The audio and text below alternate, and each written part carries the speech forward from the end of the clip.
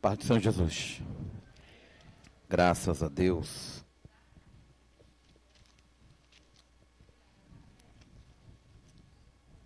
Eu vou pedir para desligar aqui, porque como eu estou com um pedaço de papel, e essa Bíblia é nova, então ela vai ficar teimando em ficar fechando. Isso.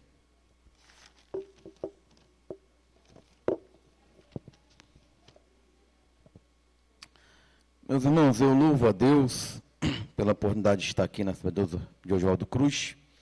Deus continue abençoando essa igreja, abençoando o pastor da igreja, abençoando a todos. Agradeço, pastor André Felipe, pelo convite. Nós vamos trabalhar o texto de Efésios 2. Você pode se assentar? Versículo 20 a 22. Entretanto, faremos uma introdução. Vamos trabalhar do versículo 11 ao versículo 19. Nessa introdução, eu vou fazer poucas explicações. Eu só quero situar vocês no contexto geral para entrar no texto. A gente vai trabalhar sobre a questão do fundamento, né? O fundamento da igreja. Efésios capítulo 2, versículo 11. Portanto, ele está concluindo um argumento, só que a gente não vai retomar muito a leitura. Lembrai-vos que anteriormente éreis gentios por natureza. Ou seja, Paulo está escrevendo para gentios e está relembrando a eles quem eles eram. Gentios significa gente, aquele que não é judeu. Então, lembrem que vocês eram gentios por natureza, chamados de incircuncisão. Basta lembrar como Davi chamou Golias, este incircunciso filisteu. Pelos que se chamam circuncisão, feita no corpo por mãos humanas. Então, Paulo aqui está falando que haviam dois povos. Um, o povo de Israel, o outro, o povo gentio. E a maneira com a qual o povo de Israel olhava para o gentio, incircunciso. E ele vai continuar explicando isso, gentio. E estáveis naquela época, lembrando o momento anterior à conversão, sem Cristo. Estranhos da comunidade de Israel, estranhos às alianças da promessa, sem esperança e sem Deus no mundo. Então esses éramos nós, antes da vinda de Jesus. Sem esperança, sem Deus, porque Deus era o Deus de Israel e daqueles que abraçavam essa fé. Todavia, entretanto, contudo, porém, agora é diferente. Agora, em Cristo Jesus, vós que estáveis distantes, fostes aproximados mediante o sangue de Cristo. Então agora, esse era o estado de vocês antes. Pelo sangue de Jesus, vocês foram aproximados. Não estão mais distantes, não estão mais alheios. E ele continua. Porquanto, ele é a nossa paz. De ambos os povos, fez um só. Então ele está falando de dois povos. Israel e todo o povo não israelita, gentio. E agora ele diz, dos dois povos, ele fez apenas um. Deus tem apenas um povo, no seu sentido espiritual, hoje. O povo de Deus é a igreja. A igreja é o Israel de Deus. E todos que estão na igreja, seja mexicano, brasileiro, inglês, francês, palestino, israelita, russo, é povo de Deus. Segundo a escatologia dispensacionalista, que é a escatologia que professamos, Deus vai tratar com Israel como povo na sua vinda, futuro.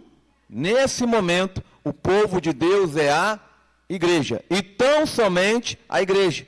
Deus não tem dois povos. De dois, ele fez um. Que não é nem o antigo Israel e nem é gentio. É um novo povo.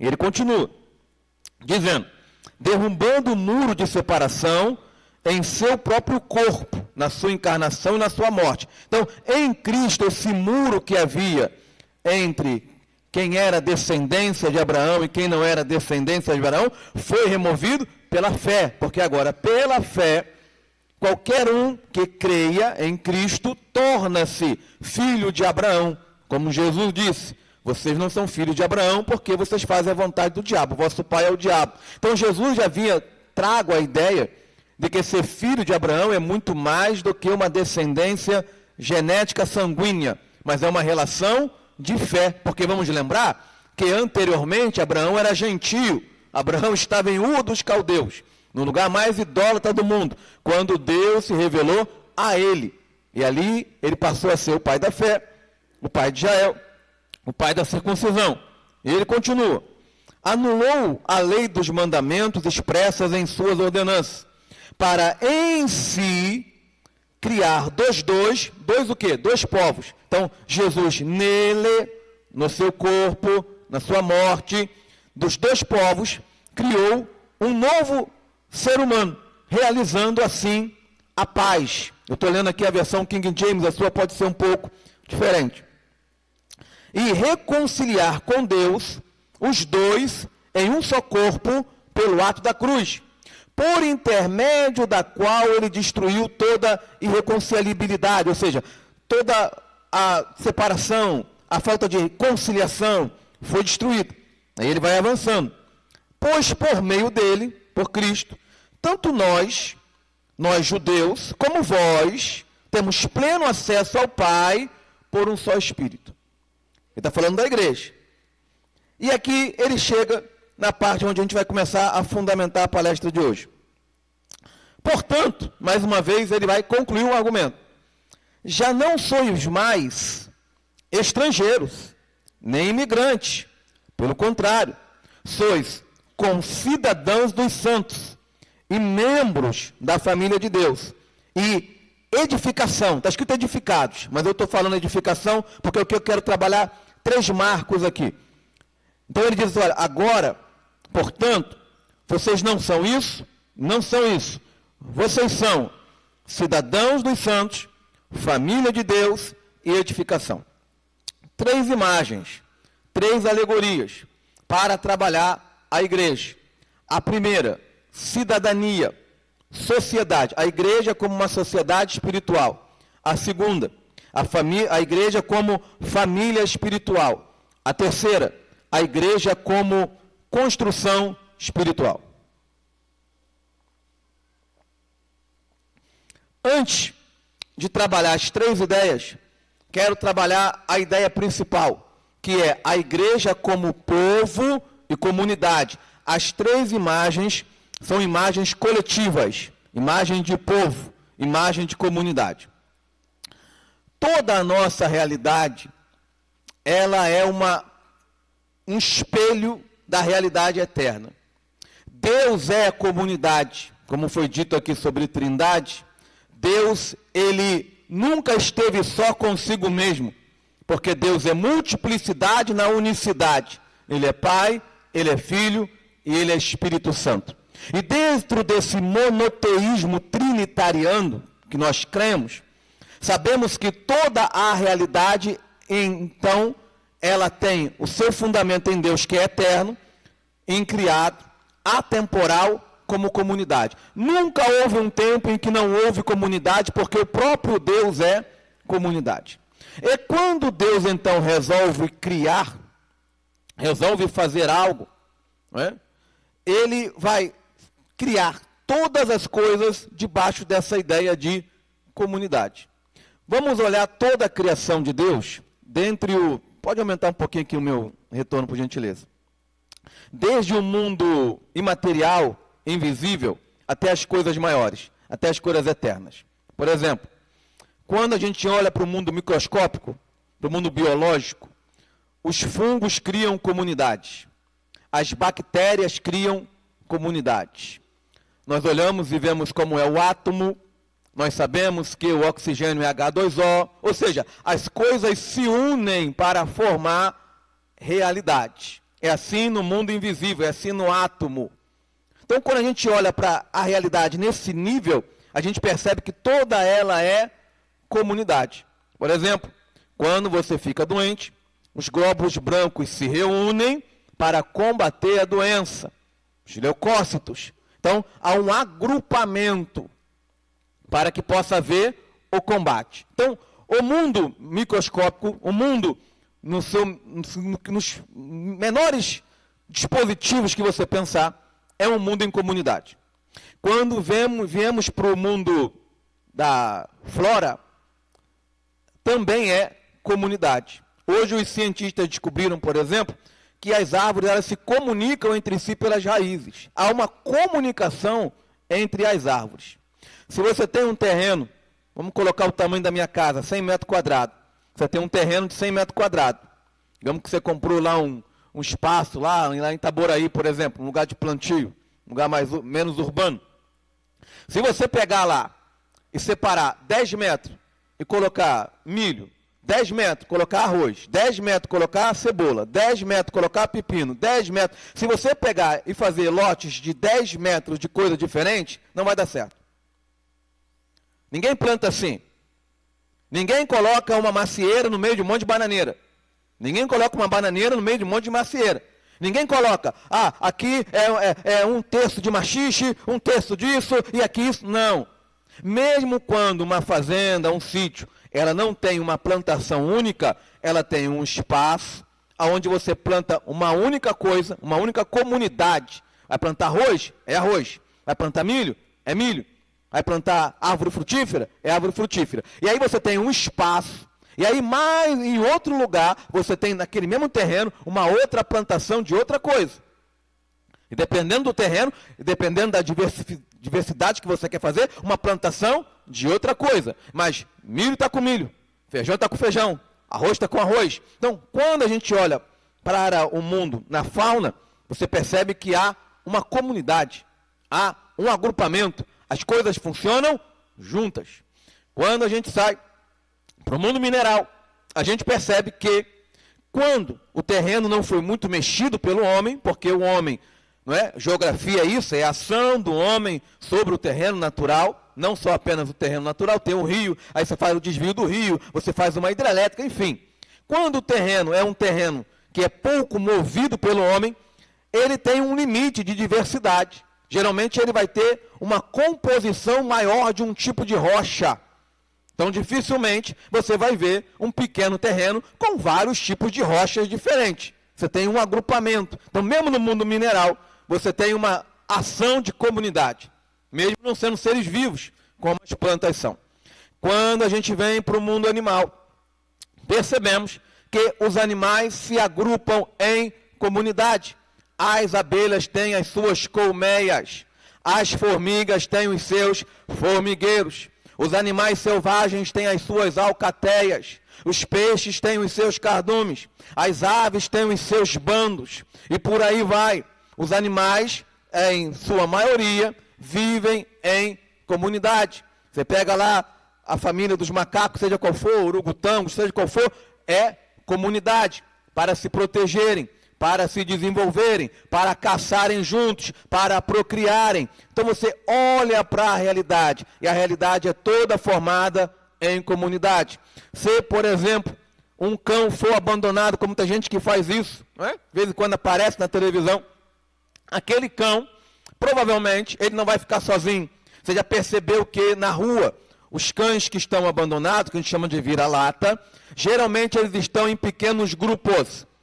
Então, eles estão ali, entre aspas, sociabilizando, né, nos seus rituais de limpeza. Eles vão, entre aspas, caçar juntos, procurar comida. Eles vão brincar, eles vão brigar, eles vão discutir, eles vão procriar. Então, mesmo esses cães abandonados vão procurar viver de forma comunitária. Quando olhamos para a realidade no mundo espiritual, vemos que o próprio Deus é comunidade. Vemos que anjos são comunidade. Vemos que ele criou querubins. Ele criou arcanjos. Então, ele ordenou todas as coisas nesse formato de comunidade. Pela sua generosidade. Ele poderia ficar em si mesmo. Porque a única comunidade que basta a si mesmo é o próprio Deus. Todas as demais precisam de relações. E chegamos ao homem. O homem também foi criado em comunidade. Lembremos da criação em Gênesis. Quando toda a criação está pronta, Adão olha e se vê sozinho. Ele olha para os peixes, comunidade. Ele olha para as árvores, comunidade. Ele olha para os animais, aves, comunidade. Tudo ele olha é comunitário. E ele está só. E o homem, como ser social, depende tanto da comunidade, que a sua identidade, quem você é construído a partir do outro. Não existe construção de identidade sem o outro. Ninguém constrói a sua identidade sozinho. Muitas das vezes, quando a gente fala de história, as pessoas dizem assim: se eu tivesse nascido no ano tal, eu não ia aceitar o mundo como ele era. Eu não ia aceitar isso. Eu não ia aceitar aquilo. Provavelmente você aceitaria, porque a sua construção de identidade seria outra. E a maioria das pessoas vai remar a favor e não vai querer entrar contra, porque é o que é mais complicado. Se você tivesse sido americano, a sua identidade seria um pouco diferente. Chinês, a sua identidade seria um pouco diferente, porque identidade tem a ver com cultura, tem a ver com linguagem, tem a ver com família, tem a ver com sociedade. Portanto, nós somos seres que temos a nossa identidade construída a partir da alteridade, a partir do outro. É no outro que eu identifico o que eu sou e o que eu não sou. Isso foi mostrado no cinema, quando fizeram lá o filme Tarzan, não é? Qual é a história do Tarzan? O Tarzan, ele não é criado numa comunidade de humanos. E por não ser criado numa comunidade de humanos, uma comunidade de macacos, ele não sabe falar. Porque você só sabe falar porque você ouve. Porque é ouvindo que a gente aprende a falar. É ouvindo. Ele não sabe falar, ele não sabe comer, ele não sabe andar. Tudo que ele aprendeu, ele repete da comunidade onde ele foi criado. Quando olhamos para o mundo espiritual, então Adão estava lá sozinho e disse: eu estou sozinho. Aí Deus cria Eva, para que Adão agora pudesse construir melhor a sua identidade, porque a construção da identidade não podia ser a partir de Deus, como disse aqui que é o outro, tinha que ser a partir de alguém como ele. E ali ele diz: olha, crie filhos, multiplique, e assim vai. Quando olhamos para a vida espiritual, não é diferente. Toda a vida espiritual, no sentido de salvação, é construída em comunidade. Nós nascemos do Espírito, é verdade. Nascemos individualmente. Deus gerou você no Espírito dele. Deus te adotou na família dele. Mas você não é um ser desconectado do todo. Você foi gerado dentro de uma sociedade. Você foi gerado dentro de uma família. E nessa introdução eu quero destacar isso. O que Paulo está falando aqui, a nossa edificação e a nossa vida espiritual acontece em comunidade. Acontece em igreja. Sem comunidade, sem igreja, não há vida espiritual. Você aprendeu a orar ouvindo orações. Quando a gente é ímpio, a gente não sabe orar. Eu me lembro que na Assembleia do Jardim América, onde eu me converti, tinha uma senhora que dirigia a oração, e eu ouvia ela orando, e eu fui para os trabalhos de oração e comecei a orar. Eu dobrava o joelho, 15 minutos depois eu estava levantando, o joelho estava doendo, eu não sabia mais o que dizer. E eu fiquei indo, e os crentes orando, e uma hora os crentes orando, uma hora e meia os crentes orando. Até que um dia eu entendi que eu também estava orando como os crentes oravam. Eu, como novo crente, fui aprendendo a ser crente com os outros crentes. Aprendendo a ler a Bíblia, aprendendo a entender a Bíblia. Portanto, essa analogia de comunidade significa o seguinte: a tua construção espiritual depende da comunidade. A comunidade não é algo que você pode ou não desejar, você pode ou não participar, você pode ou não valorizar. Da comunidade depende a sua vida. Exemplo, vamos pensar em pessoas que a gente nem conhece, aleatórias, tá? Num projeto de construção de sociedade. Eu vendi meu veículo, eu vim de Uber. Nunca mais vou ver aquele Uber, provavelmente. Por quê? Ele foi deixar uma pessoa que estava fazendo uma cirurgia, um parente em Nilópolis, e ele mora em Niterói. Cruzei com ele. Às vezes eu vou num restaurante, uma única vez, o garçom vou no hotel uma única vez. Essa roupa que você está vestido, alguém costurou, que você nunca vai ver na vida. A água que você tomou hoje, alguém trabalhou lá na extração, trabalhou na distribuição, a luz da sua casa, o carro que você abastece, tudo que você faz, você depende de outra pessoa. A pessoa mais milionária do mundo, o dinheiro dela só tem sentido por causa das outras pessoas. Porque se não tiver serviço para vender, se não tiver gente fazendo produto, simplesmente a vida ela fica quase que insustentável. É impossível viver sozinho, até porque é a comunidade que gera, no casal que gera. Ou seja, sem comunidade a vida acaba. Se cada um começa a viver sozinho, se acaba a comunidade, se acaba a família, acaba a procriação, a vida acaba. Nós só estamos aqui 2000 anos depois por causa da comunidade. É a comunidade que gera, é a comunidade que atrai. E aí quando chega aqui, ele diz, olha, 3 imagens. E agora, saindo de comunidade, vamos trabalhar as imagens. Primeira imagem. Portanto, não sois mais estrangeiros. O que é o estrangeiro? É o turista. É aquele que passa. Se você vai a algum ponto turístico, você vai encontrar gente falando outro tipo de linguagem. Você vai encontrar gente diferente. É gente que está passando. É turista. Também não sois mais, diz o texto aqui, imigrante. O que é o imigrante? É aquele que está morando no país, mas não é cidadão. Você recebe, por exemplo, um visto para estudar na América. Você tem 2 anos que você vai morar lá. Você é imigrante, você não é cidadão. Você recebeu um visto de trabalho temporário. Você é imigrante, você não é cidadão. Ou seja, há pessoas que estão morando no país, mas que não têm cidadania brasileira. Então tem gente que agora é turista, tem gente que agora é cidadão, mas tem gente que agora é imigrante. Mas vós sois cidadãos. E aí, eu vou pular para o versículo 20, para depois voltar para cá, ok? Essa sociedade, que a gente vai aprofundar ela, essa família, essa construção, ela é edificada sobre o fundamento dos apóstolos. Então, você tem três partes, você tem 3 modelos de comunidade, e você tem 3 edificações, 3 tipos, aonde isso é construído. 3 partes, melhor dizendo. Fundamento dos apóstolos e profetas, que é a Bíblia Sagrada. Você tem o próprio Cristo, que é a pedra angular, e versículo 22. E você tem também vós. Então você tem Cristo, pedra angular, apóstolos e profetas, Bíblia, fundamento. E nós como parte dessa construção, que é sociedade espiritual, família espiritual e edifício espiritual. E vou pedir ajuda agora ao pessoal da mídia. Coloca aqui para mim a primeira imagem, porque eu preciso explicar o que é pedra angular, para que a gente possa entender o restante que a gente vai trabalhar aqui. Pode colocar o primeiro slide, por gentileza.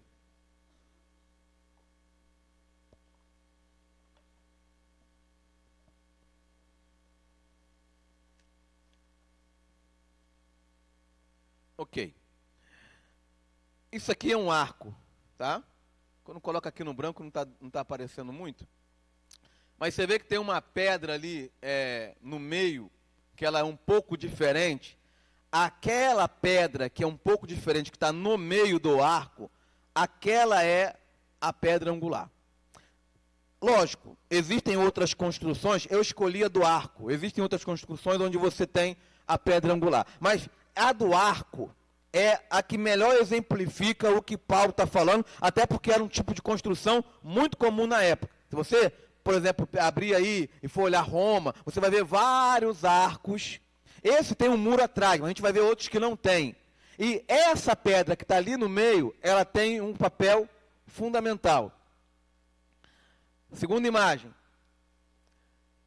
Do lado aqui está o pé direito, você tem 2 pilastras ali.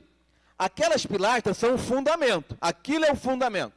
Aí você tem o nome de cada parte ali, né? A rã, que é a primeira pedra, você tem a aduela, você tem o extradorso, e lá no meio você tem a chave.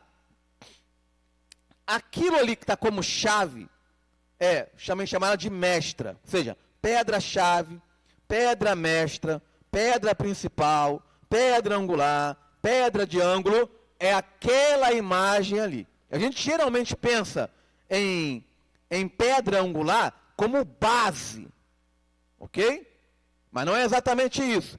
Mas como é que essa pedra ajuda a sustentar essa construção? Como é que funciona isso?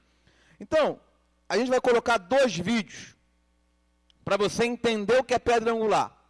Depois a gente vai voltar e vai trabalhar como que a pedra angular funciona na sociedade, como o fundamento funciona na sociedade, e como as pedras funcionam na sociedade, e também na família espiritual, e também na construção espiritual, se assim o tempo me ajudar.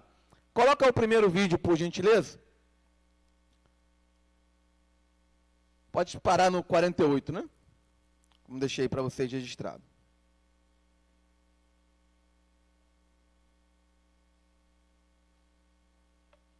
O significado desse termo pedra angular, pedra de esquina. Olha esse vídeo aqui e preste muita atenção. Lo que es el arco de medio punto romano, que a mí siempre me ha llamado tanto la atención y vemos más o menos cómo se podría hacer, ¿verdad, Diego? Vete explicándonos si quieres un poquito. Y tenemos ahora, entre todas estas dovelas, tenemos la principal, que es la clave. Tenemos la O significado desse termo pedra angular, pedra de esquina. Olha esse vídeo aqui e presta muita atenção. Lo que es el arco de medio punto romano, que a mí siempre me ha llamado tanto la atención y vemos más o menos cómo se podría hacer, ¿verdad, Diego? Vete explicándonos si quieres un poquito. Y tenemos ahora, entre todas estas dovelas, tenemos la principal.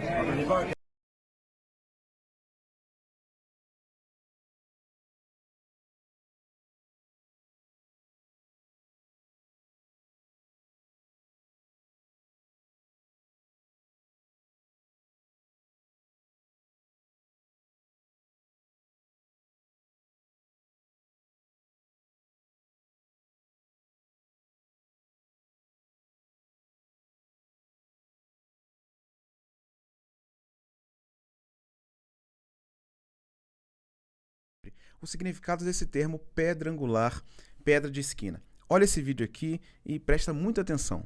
Lo que es el arco de medio punto romano, que a mí siempre me ha llamado tanto la atención y vemos. E aí eu separei as pedras, que é o segredo desse arco, que são todas em forma de cunha. Cunha, para a gente só recordar, é uma das máquinas simples que a gente estuda em ciências.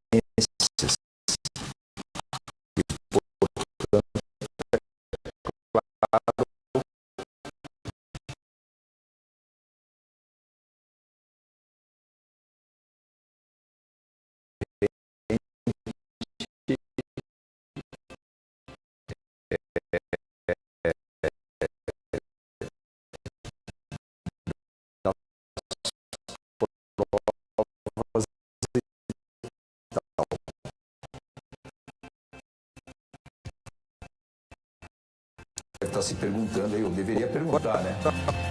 Como é que esse arco se sustenta? E ele se sustenta mesmo. Se a gente colocar, imitando aí o padrão mesmo das construções arquitetônicas romanas e tal, se sustentam aí, inclusive em cima de 2 pilastras. Olha que legal. Aí, como é que isso daqui está funcionando? Você está vendo essa pedra aqui no meio, ó, do arco? Essa pedra aqui, ela é conhecida como pedra mestra ou pedra angular. A função dela é muito importante, porque ela tem a função, se bem que aqui nenhuma tem uma importância maior, mas ela tem a função de distribuir, de fazer as outras trabalharem de que forma? Através da decomposição vetorial. Todas elas têm um formato de cunha. Então veja só, essa pedra que está aqui no meio, vamos chamar assim, ela pode ser decomposta num vetor peso A, e as forças que ela distribui por este ângulo aqui, a gente pode chamar de vetor B e C. Aí está aparecendo para você, ó. Aí, devido a essa forma de curva do arco, a força A ela se decompõe pela regra do paralelogramo nesses dois vetores C e B. Essas duas forças se anulam pela resistência oferecida pelas pedras adjacentes, que são forçadas a prensar umas às outras. E aí, de forma que todo o arco fica numa estrutura estática, é por isso que a gente estuda isso daqui em estática, vai aparecer aí nas conhecidas listas. Pois bem, então vocês viram com imagem que a gente consegue entender melhor o que é a pedra mestra. Pode tirar todo o slide. O que é a pedra mestra, a pedra principal dentro de uma construção? Né? Usei o modelo de arco, existem outros modelos. Paulo diz aos Efésios que agora nós que antes não tínhamos cidadania espiritual, éramos gentios, forasteiro, imigrante, que agora, pelo sangue de Jesus, nós somos concidadãos dos santos. Então, nós temos uma co-cidadania. Nós somos o Israel de Deus. E toda a cidadania, agora a imagem de nação, ela tem duas fundações. A primeira fundação, que eu vou colocar como sendo Cristo a pedra angular, é a história. A história é o fundamento primário de um povo. Por exemplo, nós temos uma história que é desconhecida, que é a história do Brasil pré-descobrimento, que é a história das tribos indígenas, dos povos, etc. É uma história que não é muito conhecida. Mas tudo que nós somos hoje, como nação, é fundado na história. Por isso que história é tão importante, porque quem controla a história, controla o pensamento. Quem controla não o fato, mas a narrativa do fato, controla o pensamento. Em que ponto Cristo é a pedra angular dessa cidadania espiritual? No sentido de que, como Cristo histórico, como pessoa, ele é a fundação. Sem a pessoa viva de Jesus, sem a experiência com a pessoa viva de Jesus, ninguém conseguiria formar uma sociedade espiritual como foi fundada a igreja. O fundamento primário da igreja não é a história da denominação. O fundamento primário da igreja não é o seu estatuto. O fundamento primário da igreja não é o seu ministério. O fundamento primário da igreja é a pessoa de Cristo. E como essa pedra que os edificadores rejeitaram, Deus escolheu como eleita preciosa, colocou e ninguém pode remover, significa que na nossa construção, a nossa pedra principal, ela é intocável. Eu posso me escandalizar com pessoas, eu posso me escandalizar com igrejas, eu posso me escandalizar comigo mesmo, mas nós não estamos construídos sobre isso. A nossa pedra principal, e a pedra principal é o que faz o quê? É que dá força de vetor para toda a construção, para que o fundamento tenha sentido, para que as pedras tenham sentido. Ou seja, a tua cidadania espiritual não é porque você tem uma credencial da igreja, que isso é importante, mas a tua cidadania espiritual está em Cristo Jesus. Quando eu nasci no Brasil, nasci com cidadania brasileira. E a cidadania me dá direitos e me dá deveres. Dentro de uma cidadania, além da história, você tem um outro fundamento, que é a Constituição do país. Na Constituição, não independe o quanto ela é observada ou não, isso varia de país para país, mas tecnicamente é o fundamento da nação. É ali que você tem as leis, que você tem o direito, toda a construção e organização vai ser feita a partir dessa Constituição. Sem pedra principal e sem fundamento, não adianta as pedras ali, é pedra solta, é construção que não existe. Portanto, tem que ter a pedra e tem que ter o fundamento, que é a palavra de Deus. Se você não conhece a Constituição do seu país, ou algumas leis, você está desprotegido sobre aquilo que é o seu direito e aquilo que é o seu dever. Como cidadãos espirituais, nós temos a nossa cidadania derivada de Cristo, e nós temos uma Constituição que é a palavra de Deus. Ou seja, aonde eu sei quais os meus direitos, porque todo cidadão tem direito.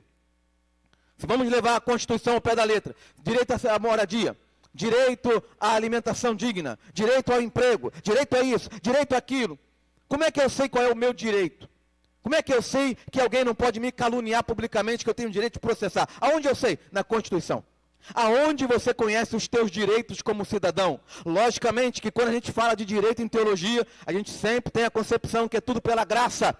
Agora, Deus, ele obrigou-se a si mesmo a fazer algumas coisas, porque no sentido de que, como Hebreus diz, ele se interpôs como juramento. Porque Deus só pode ser obrigado por si mesmo, porque nenhuma causa externa pode obrigar ele. E quais são os nossos direitos? Nós temos direito à vida eterna em Cristo Jesus. Nós temos direito à paz em Cristo Jesus. Nós temos direito a perdão de pecados. Por que tem gente, por exemplo, que ainda está preocupada com o pecado de 5 anos atrás, já confessou? É porque não conhece seu direito. Porque se ela conhecia seu direito, ela sabia que nenhuma condenação há para aqueles que estão em Cristo Jesus, que não andam segundo a carne, mas segundo o Espírito. Nós temos direito à ressurreição dos mortos. Nós temos direito a tudo aquilo que o Evangelho nos concede pela graça de Deus. Pela graça de Deus. Então, aonde eu sei meus direitos? No fundamento. Por que tem crente exigindo de Deus, entre aspas, tá? Sempre usando essa palavra, aquilo que ele não pode exigir? Porque Deus não colocou como promessa fundamental. Por quê? Ele não conhece seus direitos. E também não conhece seus deveres. Porque cidadania é direito, mas também é dever. Como cidadãos espirituais, vocês têm direitos no reino. Mas como cidadãos espirituais, vocês têm deveres no reino. Tem crente que não sabe o seu dever. Então, cidadão brasileiro masculino, obrigado a se alistar. Até uma determinada idade, tem que votar ou tem que justificar. Há uma série de deveres que é preciso ser cumprido. Alguém aqui pode chegar aqui e falar assim, eu não quero mais pagar imposto. A partir de hoje eu não pago imposto. O Estado vai te obrigar a pagar imposto. Por quê? Porque é seu dever. Se eu não quero viver segundo os deveres daqui, eu tenho que me mudar. Portanto, se eu sou cidadão do reino, eu estou debaixo de uma legislação, eu estou debaixo de deveres que eu devo cumprir. Se eu não quero cumprir, o que eu tenho que fazer? Abdicar da minha cidadania brasileira e viver como coreano ou como africano, da mesma forma é no reino de Deus. Você tem direitos, entre aspas, sempre, mas você tem deveres. E aqui não é entre aspas, não. Qual é o dever do crente, primeiramente? Glorificar a Deus. Viver uma vida santa. Proclamar o Evangelho com a sua vida. Mas quando a pessoa não conhece o fundamento, o que acontece? Ela não conhece os seus direitos, ela não conhece os seus deveres, e aí ela anda como um cidadão alienado. Alguém que tem cidadania, mas não conhece aquilo que é a sua cidadania. Numa sociedade espiritual, existe linguagem. Porque a sociedade é caracterizada pela linguagem. Nós somos falantes de língua portuguesa. A depender do lugar, existem os sotaques, não é? Mas existe uma mesma língua.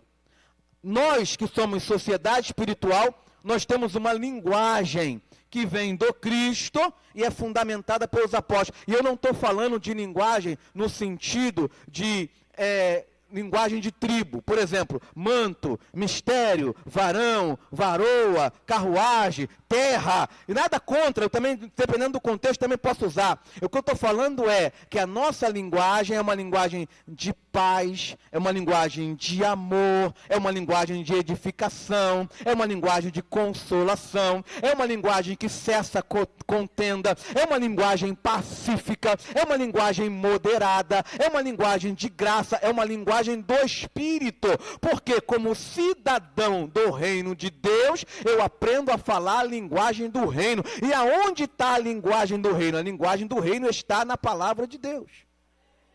Por isso que quem não ouve e não lê, não sabe falar segundo a palavra de Deus. Aí sai profetizando coisa que não é para profetizar, sai declarando coisa que não é para declarar, porque ele não lê. Você só consegue falar pela palavra de Deus, e a palavra de Deus vai estar na tua boca. Eu não estou falando de pregação e ensino, eu estou falando de linguagem do reino. Quando você ouve a palavra e quando você lê a palavra. Mas por que tem crente que tem linguagem deficiente? Porque ele não ouve a palavra.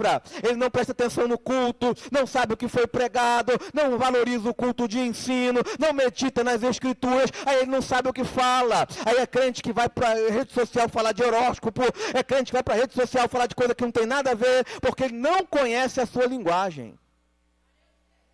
A boca fala do que o coração está cheio. Agora, quando você tem Cristo como pedra principal, e você está fundamentado nos apóstolos, você fala segundo o Evangelho.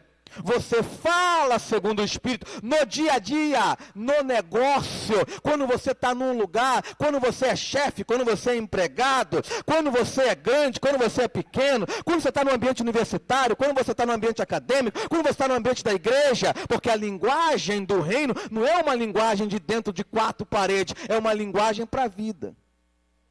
E quando eu falo de linguagem, eu falo mais do que falar, porque linguagem corporal é fala. Há muitas coisas, a gente fala por símbolos. O que eu estou querendo dizer para você é o seguinte: quando você está na pedra angular e você está no fundamento, a tua linguagem mostra a tua identidade.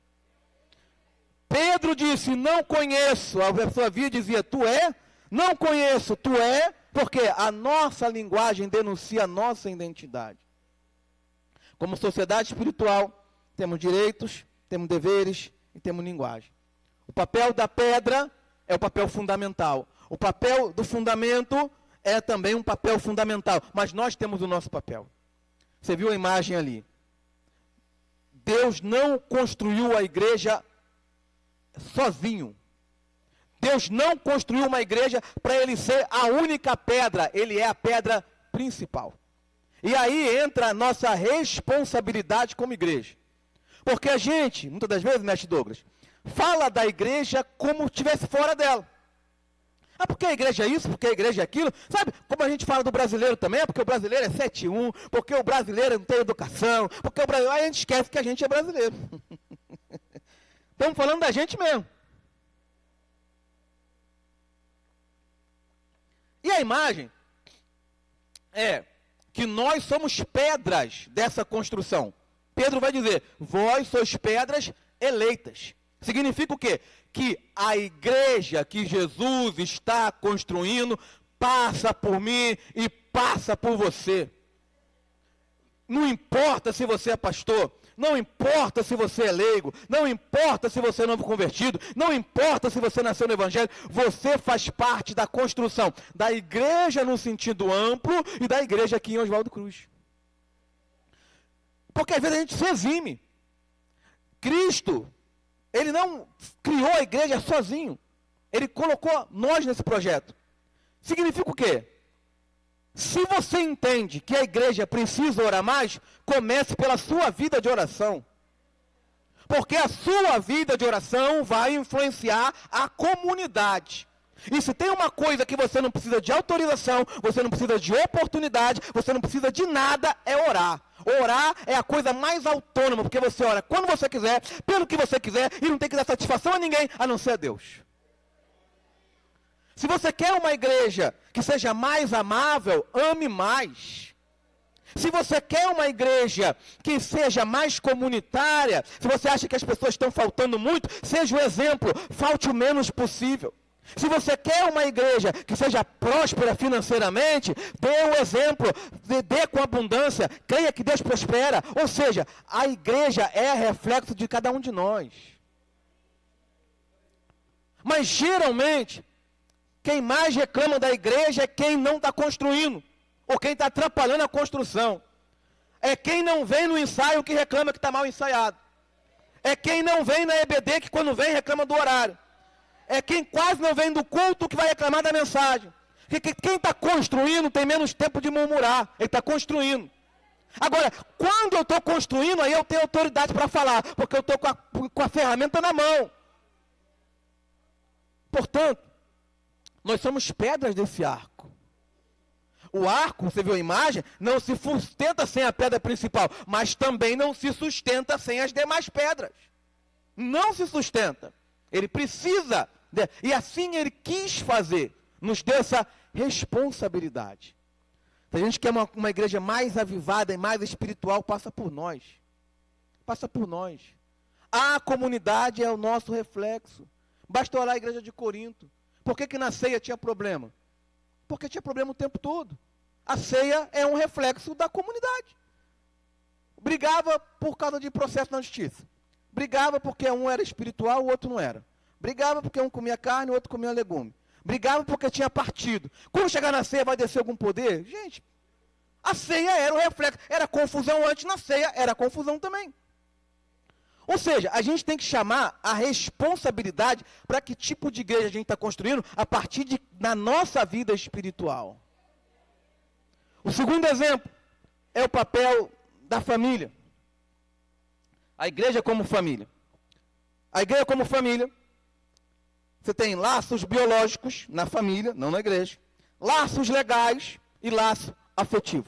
Família, não necessariamente, mas uma das características de família é consanguinidade, é laço biológico. Lógico que se nós somos família espiritual, não estamos ligados necessariamente por laços biológicos, até porque isso é a grande revolução da fé que Jesus traz. A fé não é mais étnica, a fé não tem mais esse tipo de barreira.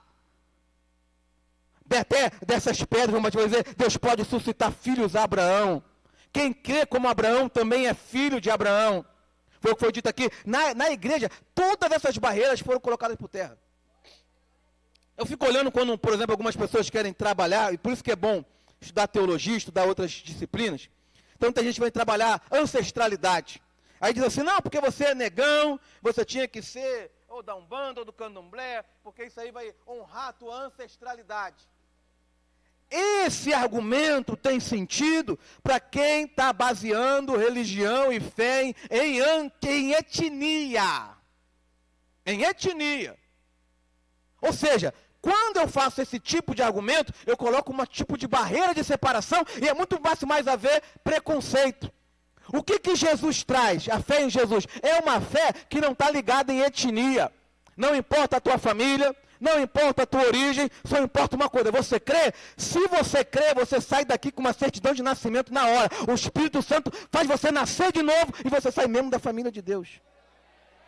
Portanto, eu não estou ligado de maneira ancestral, eu estou ligado pela fé. A minha fé me conecta à ancestralidade de Abraão e me conecta até antes dele, porque ainda que ele seja o pai da fé, certamente Deus falou com isso, fazendo aquilo. Exortar. Mas quem hoje supõe? As pessoas não querem ser exortadas nem pela liderança, imagina por um igual a ele. Porque esse pensamento é equivocado, porque aqui é todo mundo igual. Aqui é todo mundo igual. Imagine. Mas a Bíblia diz, exortai-vos uns aos outros. Consolai-vos uns aos outros. Você percebe como a comunidade cuida de si mesma, a família, porque uma família estruturada, ela cuida de si mesma. O pai cuida do filho, o filho cuida do pai, a mãe cuida do esposo, o esposo cuida da esposa, um vai cuidando do outro, o irmão cuida do outro irmão. Isso é uma família saudável, onde Cristo é a pedra e a gente é o fundamento, e a palavra é o fundamento.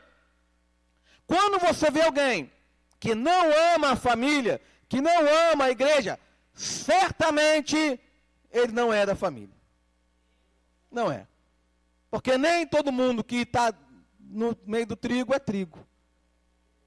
Eu desconfio muito de gente que critica a igreja, tudo bem, que todo mundo pode criticar a igreja, eu também critico a igreja, que a gente critica a família. Mas tem pessoas que parecem que têm desamor pela igreja. Ah, é porque eu estou melhor no meio dos outros que no meio da minha família. Então vai embora. Se eu estou me sentindo melhor no mundo do que na... Então eu não estou tendo identidade. Se eu não tenho identidade, é melhor ir embora. Meu irmão, com todos os problemas que existem em igrejas, porque igrejas são pessoas e pessoas são problemáticas, aqui é a tua família. É a tua família. Tem gente que senta do lado do irmão 10 anos e não sabe o nome dele. Não sabe, senta no mesmo lugar. Sabe aquela pessoa que senta em lugar marcadinho? Senta no mesmo lugar. Tu fala assim, qual o nome do irmão? Você sabe que eu não sei? A igreja, gente, as pessoas hoje têm um pensamento muito equivocado sobre a igreja. A igreja, ela não é um lugar de consumo. Ela é uma comunidade. As pessoas hoje veem a igreja como ela vem para consumir o culto. Ela vem para consumir a pregação. Ela vem para consumir o ensino. Ela vem para consumir alguma coisa. Igreja é lugar de relacionamento, aqui não é shopping. No shopping é que eu entro na loja, compro, não pergunto à vendedora se ela está bem, se o dia dela está bom, qual é a comissão. Igreja não é isso. Igreja não é isso. Igreja é lugar de relacionamento. Se eu entro e saio da igreja e eu não me importo com o que está acontecendo, tem alguma coisa errada na minha fé. E quando tem alguma coisa errada na família, o que acontece? O pai da família vem, ó. Ou é o avô, ou é o pai. Deus é nosso pai. Jesus é nosso irmão. Como diz que ele não se envergonha de nos chamar irmãos. E não na família. A gente senta na mesa, né? E às vezes, você é adolescente, você brigou com seu irmão, você teve um problema mesmo adulto, mas tem que sentar todo mundo na mesa.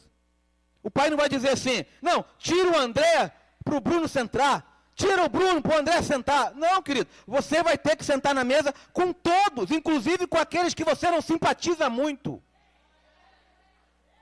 Não tem a ver com simpatia. Simpatia é uma coisa, respeito é outra. Simpatia é uma coisa, afinidade é uma coisa, amor. Você tem obrigação com todos que estão aqui de cuidar. De cuidar. De dar um abraço no irmão que está triste. De ouvir o irmão que está solitário. Sabe? A gente joga tudo para o ministério achando que igreja é um lugar onde tem pessoas que trabalham e o restante está ali para receber. Primeiro que culto, a priori, não tem a ver com recebimento, tem a ver com entrega. Porque eu que estou dando culto. Família. Último laço de família para a gente passar para a construção. Laço afetivo. Família tem laço biológico, tem laço legal e tem laço afetivo. Ou seja, o Espírito Santo derrama em nosso coração amor para com a igreja. Amor para com as pessoas. Mesmo nosso coração falho, nosso coração pecaminoso, mas quando nós sentimos afeto em relação aos nossos irmãos em Cristo, isso é obra do Espírito Santo. Nisto conhecereis que sois meus discípulos, que vos ameis uns aos outros. Então, a gente não ama o irmão porque isso vem do nosso coração. Mas a gente ora para o Espírito Santo. Me batiza com o Espírito, me enche de poder, me enche de glória, me faz isso, faz aquilo. Mas a gente nunca ora, Espírito Santo, me ajuda a amar mais a igreja. Me ajuda a amar mais o meu irmão. Portanto, um coração onde o Espírito opera, não tem indiferença dentro da família. É importante pontuar que na igreja, você não tem que fazer com que os teus sentimentos orientem as tuas ações, mas que as tuas orações orientem os teus sentimentos. Ah, eu não estou sentindo de orar pelo irmão. Ah, eu não estou sentindo de ajudar. Ah, eu não estou sentindo de ouvir. Não, faça, porque mandamento do amor é caridade, é o fazer. Quando você faz, mesmo contra a sua vontade, você então se coloca naquela posição e o Espírito Santo começa a mover o que você estava sentindo. Olha, eu vou contar um segredo para vocês. As minhas melhores orações eram quando eu não quis orar. Ah, hoje eu não vou orar, estou cansado. Aí eu dobro o joelho com má vontade. Irmão, geralmente é quando vira. Agora, quando eu vou cheio de vontade de orar, às vezes parece que está tudo fechado. Você pode não estar com vontade agora, mas faça e o Espírito Santo vai trabalhar no teu coração. Última imagem para a gente caminhar para o final. A imagem da construção. Igreja como sociedade, igreja como família, igreja como construção. Edificado sobre o fundamento dos apóstolos e dos profetas, sendo o próprio Cristo a pedra principal, angular desse alicerce. Nele, o edifício inteiro, bem ajustado, cresce.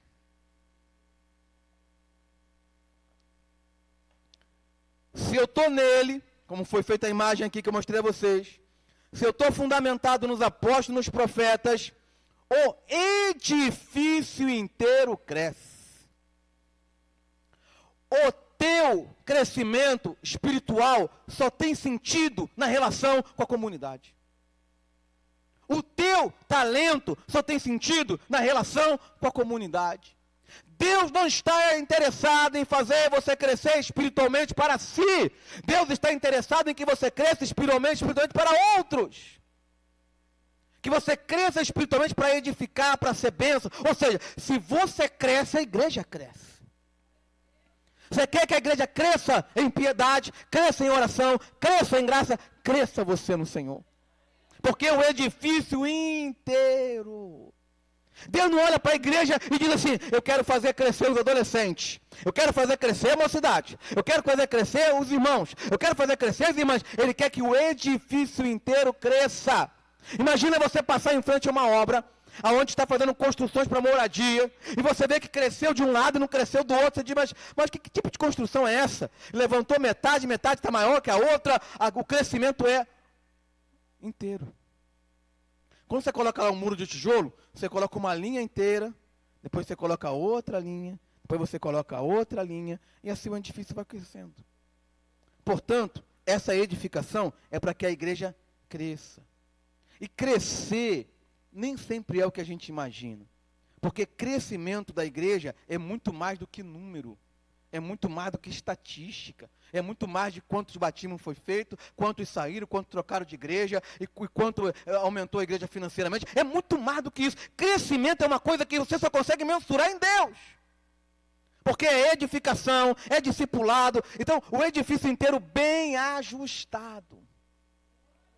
Por que o edifício às vezes fica desajustado? Aleluia. A culpa do construtor não é, e do fundamento não é. A culpa somos nós. Porque quando eu estou desajustado, eu desajusto a construção. Então eu desajusto as coisas. Agora, se eu me permito ser ajustado como pedra, então o edifício inteiro vai sendo bem ajustado. Como é que se ajusta? Oração. Como é que se ajusta? Palavra. Como é que se ajusta? Jejum. Como é que se ajusta? Vida em comunidade. Quando a gente faz isso, a igreja cresce ajustada.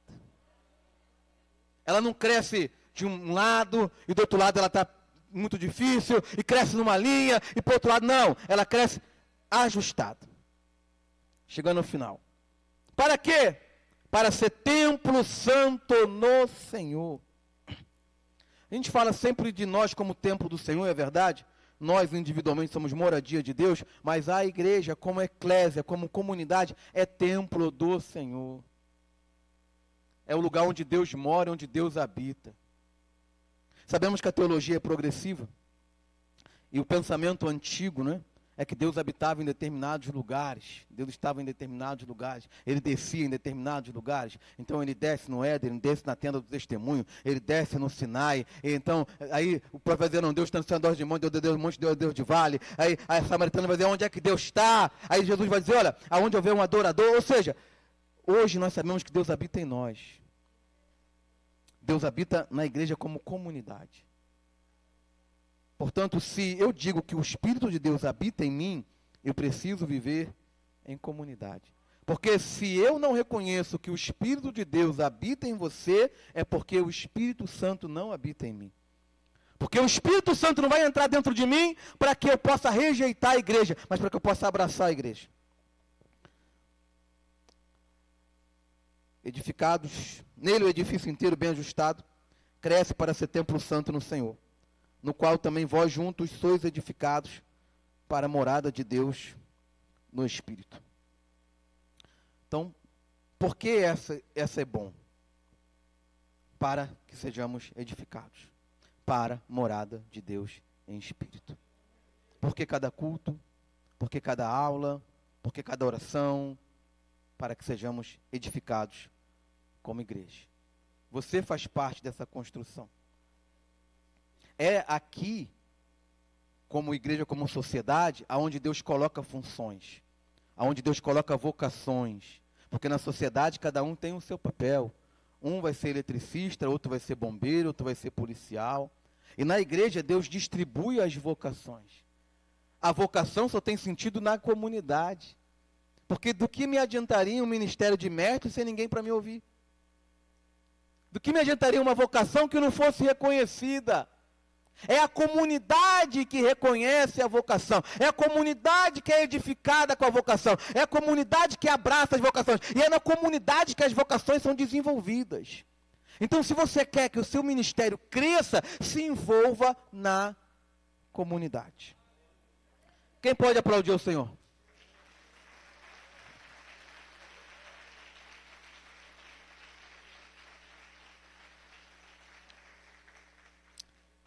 Meus irmãos, eu vou usar menos tempo, porque não tenho tanto cabedal assim como meu amigo mestre Douglas. Quero fazer aqui um anúncio e vou entregar minha oportunidade. Você vai me encontrar ali no final, quando acabar aqui no intervalo, né? Com alguns livros ali. Alguns livros são parte de um trabalho que também faz parte do pastor Bruno Albino. A gente trabalha nesse trabalho aqui em coautoria, que é o Sermão da Montanha, né? Sermão do Monte. E nós lançamos 3 livros, que são comentários pastorais exegéticos. Ou seja, versículo a versículo o texto é explicado. Tipo o comentário do Hernandes. Também com aquela pegada devocional. Ou seja, são livros que, se você gosta de seminário, você vai ser abençoado. O que é o sal da terra? O que é a luz do mundo? Se você quer uma palavra devocional, você vai ser abençoado. Então, é um livro que vai do leigo até o teólogo. Tá? O capítulo 5, o Sermão da Felicidade. O capítulo 6, o Sermão da Previdência. E o capítulo 7, o Casa na Rocha. Os livros custam R$35. Quem comprar mais de um, sai por 30. Se você for comprar só um, o Casa na Rocha eu só vou vender para quem vai comprar a trilogia. Se você for comprar só um, você vai comprar com o pastor Bruno Albino depois na palestra dele, ok? Então, se você for comprar a trilogia, você pode comprar os 3 comigo. Se for comprar só o último, você compra com ele. E além dessas obras aqui, 2 obras que eu participei, Deus tem me dado a graça também de ter o que eu chamo de ministério da literatura, né, de escrever. E esse livro aqui eu fui um dos co-organizadores, junto com o pastor Moisés Martins, que é um mestre, um camarada formado em filosofia, teologia. Chama Fé e Sociedade. Nós juntamos aqui 11 teólogos aqui. Cada um escreveu sobre um capítulo que tem relação com a sociedade. Ou seja, eu quero ter um conhecimento para lidar com assuntos. Exemplo, primeiro capítulo, Moisés fala de marxismo cultural. Um exemplo. Eu falo de fé e política. Tem aqui fé e saúde mental, fé e pós-modernidade. Ou seja, todos esses assuntos que emergem aí, que a gente quer opinar, esse é um livro que dá esse fundamento, tá? Fé e cultura, mestre Alain Batista fala. E o último, que é o mais novo, o caçula, fé como resposta. Esse aqui também é um trabalho de coletânea, tá? Eu lancei um projeto chamado Novos Autores, porque é muito difícil publicar, né? Eu sofri muito para publicar meu primeiro livro. E aqui eu reúno pastores, professores, professoras, missionárias, e também são 13 pessoas e cada uma escreveu um capítulo sobre a fé. Então, fé e enfermidade, fé e luto, fé e prosperidade, fé e maternidade, então, fé e vocação, fé e salvação. Nesse livro aqui eu não escrevi texto, eu fiz a introdução, a conclusão, a revisão e a organização, ou seja, sumariei, coloquei que vai ficar em ordem, etc. Todos eles custam 35, se você levar mais de um, custa 30. Deus abençoe a igreja e mais uma vez eu agradeço a minha oportunidade.